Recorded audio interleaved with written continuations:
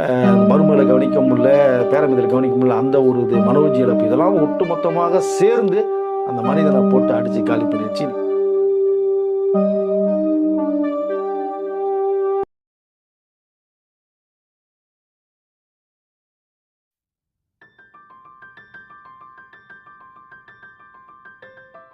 மூத்த பத்திரிகையாளர் வெங்கடேஷ் சார் நம்மளோட இணைஞ்சிருக்காரு. வணக்கம் சார். வணக்கம் சார். பாரதி ராஜா அவர்கள் இப்போ பார்த்தீங்கன்னா, அவருடைய உடல்நிலை ரொம்ப மோசமானதுக்கு காரணம், இப்போ இந்த பாரதி ராஜாவுக்கு கடைசி காலகட்டங்கள்ல ஏன் இவ்வளோ மோசமா அவருக்கு நடந்தது அப்படிங்கிறது நம்மளுக்கு புரியல. நிஜமாவே அவர் லைஃப்ல என்னதான் சார் நடந்தது? ஏன் இந்த நிலைமை ஆச்சு அவருக்கு? பாரதி ராஜா பற்றி சார் பேசுகிறது நிறைய விஷயங்கள் இருக்குது சார். பட் தமிழ் திரையுலகத்தை தலைகீழாக திருப்பி போட்டவர். தமிழ் திரையுலகம் இல்லை, உலக திரையரங்கம் இருக்கும் வரை பாரதி ராஜாங்கிற பேர் தங்கத்தால் பொறிக்கப்பட வேண்டிய விஷயம். பொறிக்கப்பட்டிருக்குன்னு தான் நினைக்கிறேன் நான். பட் மிக சிறந்த ஒரு இயக்குனர், பல பல படைப்புகளை உருவாக்குனவர். ஸோ அந்த இயக்குனர் இடையில சமீபத்தில் டக்குன்னு உடல்நிலை பாதிக்கப்பட்டு கடைசி காலத்தில் நிறைய கேரக்டர்ஸ் நிறைய பண்ணிகிட்டு இருந்தாங்க. நிறைய பேர் ஹீரோக்களோட நிறைய பண்ணிகிட்டு இருந்தாங்க. பட்டு அவருடைய இந்த அளவுக்கு இப்போ காரணம் எடுத்துட்டோம்னா அவருடைய பையன் மனோஜருடைய மிகப்பெரிய ஒரு இழப்பு தான் காரணம். ஏன்னா மனோஜ் மேலே ஒரு தனி அன்பு வச்சுருந்தார். அந்த அன்புக்கு ஒரு அளவே கிடையாது. அதற்காக பொண்ணு மேலே இல்லைன்னு கேட்டாதீங்க. ஜனனி அவர்கள் மேலே நல்லா இருந்து ஒரு பொண்ணுனாலே நம்ம வேண்டிய சில விஷயங்கள் பண்ணி கொடுத்து கல்யாணம் பண்ணி கொடுத்துட்டாலே வேறு இடத்துக்கு போய் அங்கே இருக்கிறவர்கள். அப்படி தான் பொண்ணுக்கு என்னென்ன செய்யணுமோ எல்லாம் செஞ்சு சிறப்பாக பண்ணி இன்றைக்கி அவங்க மலேசியாவில் இருக்காங்க பொண்ணு. பட் மனோஜ் ஒரு ஷார்ட் பீரியடில் அவர் இறந்தது தெரியும். பட் ஷார்ட் பீரியடில் இறந்த ஒரு விஷயத்தை ஜீரணிச்சிக்க முடியலவர்னால. பட் நம்ம ஒரு ஹீரோ வரணும்னு நினச்சவர் வர முடியலன்னா பெரிய இயக்குனராகி பல ஹீரோக்களை உருவாக்குனார். சரி, நம்ம வர முடியலையே, பையனை ஒரு பெரிய ஹீரோ ஆக்கணும்னு சொல்லி முயற்சி பண்ணார். அந்த முயற்சியும் அவருக்கு தோல்வியில் தான் அடைஞ்சது. மனோஜும் சரி இனிமேல் ஹீரோவாக பண்ண முடியல, சரி நம்ம அப்பா மாதிரி ஒரு இயக்குனராக வரலாம். ஏன்னா மணிரத்னத்தில் அசிஸ்டண்டாக சேர்த்து விட்டார் பாரதி ராஜா. மணிரத்னம் அசிஸ்டண்டாக ஒர்க் பண்ணுவார். ஸோ நிறைய எக்ஸ்பீரியன்ஸ் இருக்குது. அப்பா ஒரு பெரிய இயக்குனர், சரி இப்போ நம்மளால தான் ஹீரோ டைரக்டராக பண்ணலாம் அப்படின்ட்டு ஒரு வாய்ப்பு வரும்போது தான் சுசீந்திரன் மூலமாக ஒரு வாய்ப்பு வருது. மார்கழி திங்கள் ஒரு படம் பண்ணுறாரு. அது போய்கிட்டே இருக்கும்போது சுசீந்திரனுக்கு ஏதோ ஒரு நெருடல், ஒரு பணம் பரட்டலாம் அவருனால ஒரு பீரியடுக்கு அப்புறம் முடியலைங்கும் போது மனோஜ் சரி படத்தை முடித்து எப்படியா நம்ம ரிலீஸ் பண்ணுறோம், நமக்கு ஒரு பேர் கிடைக்குன்னு சொல்லி அவர் நிறைய கடன் வாங்கி வீட்டில் அம்மா கிட்ட வாங்கி நிறைய ஜுவல்ஸ் எல்லாம் வாங்கி நிறைய பல லட்சங்கள்லாம் இன்றைக்கி பல கோடிகள்னு வச்சிங்களேன் பரட்டி இரட்டி படம் பண்ணி முடித்து பண்ணார். அந்த படமும் பெரிய அளவில் போகலை, நிறைய நஷ்டமாகுது. இப்போ பாரதிராஜா அவர்களுக்கு மிகப்பெரிய ஒரு வருத்தமாக வருது. நம்ம சொல்கிறது எதுவுமே கேட்காம இப்போ தேவையில்லாமல் போய் பல லட்சங்கள் கடனாளியாகி நகையெல்லாம் விற்று அதை பண்ணி இதை பண்ணி பையன் பண்ணிகிட்டே இருக்கான்னு சொல்லி அந்த ஒரு வருத்தம் அவருக்கு இருந்துகிட்டே இருந்தது.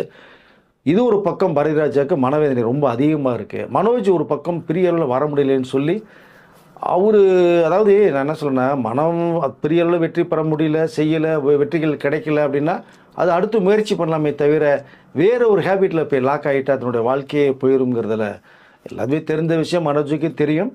பட் கடைசியில் அவரும் அந்த ஒரு ஆல்கஹால் மட்டில் போய் லாக் ஆகிறாரு. அதுதான் அவருடைய இழப்புக்கு காரணம். பட் இதுக்கு முன்னாடி வீடியோ கூட பேசியிருப்பேன். பட் அதில் போய் பண்ணோம்னா இந்த எப்போவுமே இந்த ஈவினிங் மேலே சாப்பிட்றவங்க ஒரு எஸ்கேப் ஆகிக்குவாங்க. இந்த டேயில் டச் பண்ணாங்கன்னா ஸ்பாயில் ஆகிடும். மனோஜ் அதை தான் கையில் எடுத்தார். கடைசி அவர் வெளியே இல்லாமல் பகல்லையும் அவர் ஆள்கள் எடுக்க வேண்டிய சூழ்நிலை தள்ளப்பட்டார் அவர். பட் நல்ல ஒரு அது அருமையான ஒரு மனைவி, 2 பசங்கள்லாம் இருக்குது அவருக்கு, நல்ல குடும்பம். பட்டு அவங்க மனைவி எவ்வளோ சொல்லி கூட அவரால் கேட்க முடியல. அந்த ஒரு வெறுப்பு, வாழ்க்கையில் வந்த வெறுப்பு, ஜெயிக்க முடியலேங்கிற ஒரு ஆதங்கம், இந்த சினிமா நம்மளை ஒதுக்குது அப்படிங்கிற அந்த ஒரு ஆக்ரோஷம், இதெல்லாம் சேர்ந்து தான் மனோஜ் மிகப்பெரிய பகல்லையிலே ஒரு ஆள்கள் எடுக்க வேண்டிய சூழ்நிலை தள்ளப்பட்டார்.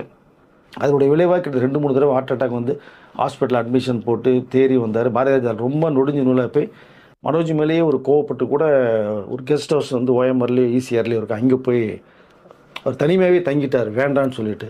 இதை கேள்விப்பட்ட மனோஜ் ஐயோ நம்மளால் அப்பாவுக்கு இப்படி ஒரு நிலைமை வருது, ஏன் நம்மளை பாதிக்கப்படணும்னு சொல்லி அவருக்கு வேண்டிய ஒரு தயாரிப்பாளர் இருக்காங்க, ரொம்ப நெருங்கிய தயாரிப்பாளர்.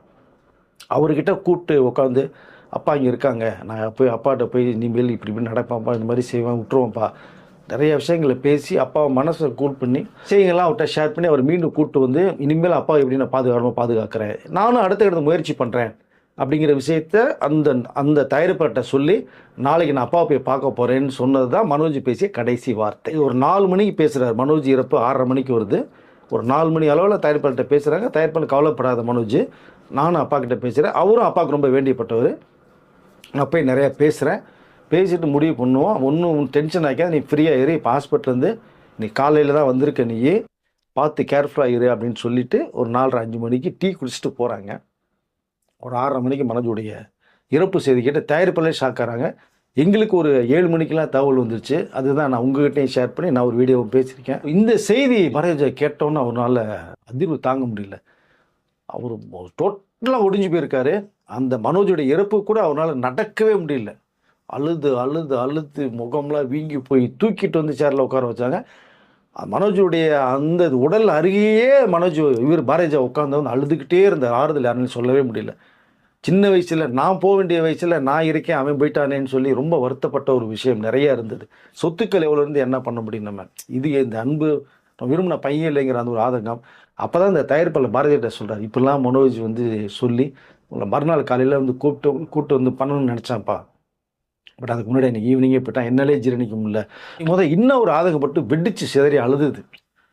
ஏன்டா இப்படி பண்ண செஞ்சு அப்படின்னு அன்னைக்கு ஒடிஞ்சு உளுந்தவர் தான். இது வரைக்கும் அவனால் எந்திரிக்க முடியல. கிட்டத்தட்ட 1 வருடங்களுக்கு மேலே ஆயிடுச்சு. அப்படியே படங்கள் பண்ணுறதையும் விட்டுட்டார், பண்ண முடியல. உடல்நிலை ரொம்ப மோசமான கண்டிஷன் ஆச்சு. இல்லை இன்னொரு தவறு என்னன்னா, இந்த கவலைகளை மறக்கிறதுக்கு அதாவது சொல்லக்கூடாது, ஆனால் சொல்லி தான் வேண்டிய சூழ்நிலை வருது. அவர் இருக்க வேண்டிய சூழ்நிலைக்கு தள்ளப்படுறார். எல்லாமே அந்த சூழ்நிலைக்கு போய் அதை உளுந்துடுறாங்க அப்படிங்கிற விஷயம். மிகப்பெரிய இயக்குனர், சகாப்தம், சாம்ராஜ்யம். பட் இன்னொரு வருத்தமும் அவருக்கு இருக்கு. என்னன்னா, மனோஜ் அவர்கள் தான் இல்லையே தவிர அவருடைய மனைவி, அவருடைய பசங்க, இவர் ரொம்ப கொஞ்சி விளையாடுற அந்த பேத்தி பேரன்கள் இருக்காங்க. அதை எப்படியாவது பாதுகாக்கணும்னா மனோஜ் தான் இல்லை, அவருடைய மனைவியாவது பத்திரமா பாதுகாத்து அவருடைய அந்த மருமகளையும் அவங்களுடைய பேரம்பத்திலையும் சிறப்பாக வைக்கணும்னு நினைச்சாரு. முடியல. அதுக்கும் நிறைய ப்ராப்ளம்ஸ் வருது. மனோஜ் இருக்கிற வரைக்குமே அவங்களுக்கு ஒரு மரியாதை இந்த மருமகளுக்கு இல்லைங்கும் போது பாரதிராஜா மட்டும்தான் அவங்க மேலே மரியாதை வச்சு அவங்களுக்கு ஏதாவது செய்யணும்னு ஆசைப்பட்டார். அதை கூட அவரால் பண்ண முடியல. சொத்துக்கள் ஏகப்பட்டது இருந்தும் அது நிறைய பிரச்சனைகள் வேறு உருவாது.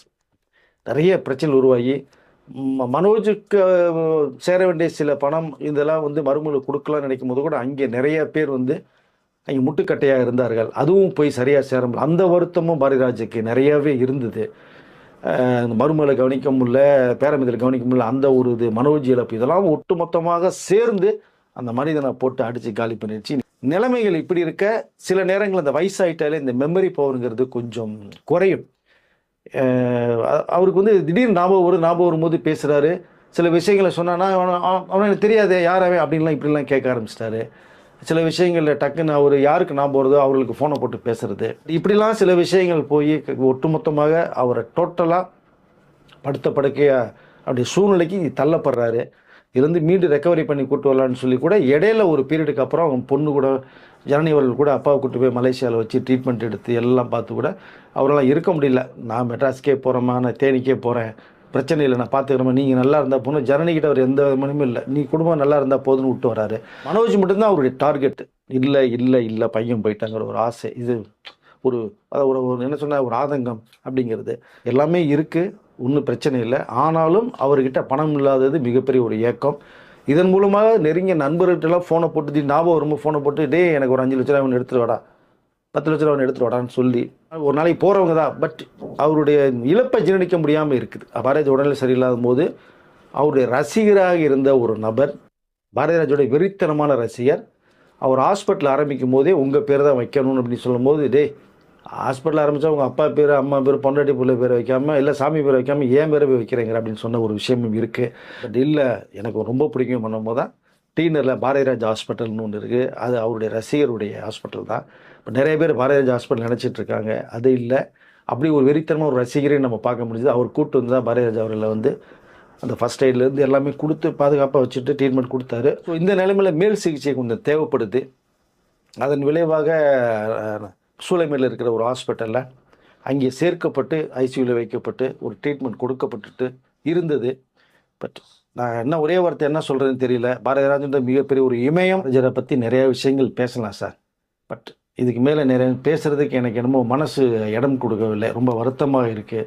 அவருடைய ஃபர்ஸ்ட் ஹாஃப் நல்லா இருந்தது, ஆனால் செகண்ட் ஹாஃப் சரியில்லைல்ல சார்? ஃபர்ஸ்ட் ஹாஃப் வந்து ஒருத்தர் நல்லா இல்லைன்னா செகண்ட் ஹாஃப் நல்லா இருக்கும். ஃபர்ஸ்ட் ஹாஃப் பிரைட்டாக இருந்தால் செகண்ட் ஹாஃப் வந்து சுமாராக இருக்கும். பட் இவருக்கு வந்து ஃபர்ஸ்ட் ஹாஃப்ங்கிறது வந்து ரொம்ப சிரமம் தான் பட்டார் பிகினிங்கில். அப்புறம் இயக்குனராக வந்து தமிழ் இண்டஸ்ட்ரியை அழிக்க முடியாத ஒரு பேர் எடுத்துட்டாரு. இன்றைக்கும் அவர் சிறந்த படங்கள் பேசப்பட்டுகிட்டே இருக்கும். பட் அப்புறம் நிறைய வாய்ப்புகள், நிறைய ஹீரோக்களை உருவாக்குனார். மனோஜ் கிரியேஷன்ற பேரில் படங்கள் தயாரித்தார். ஜனனி ஆர்ட்ஸ் கிரியேஷன்ஸ்ன்ற பேரில் பொண்ணு பேர் நிறையா படங்கள் தயாரித்தார்.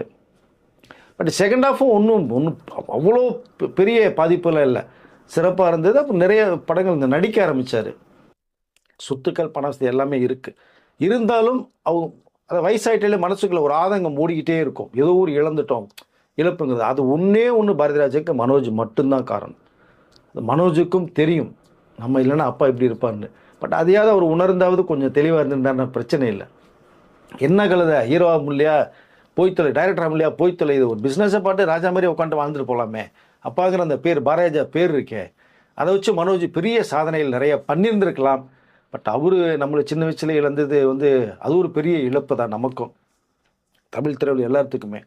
நம்மளாலே தாங்க முடியலையும் போது அவங்க அப்பா பாரதிராஜா எப்படி தாங்க முடியும்? அதனுடைய விளைவு தான் இன்றைக்கு பாரதிராஜா இப்படி இருக்கிறது காரணம். இதுக்கு மேலே என்ன சொல்லணும்னு தெரில சார். ஓகே சார், பல தகவல்களை சொன்னீங்க. நிஜமாக வருத்தமாக தான் இருக்குது. நன்றி சார். நன்றி.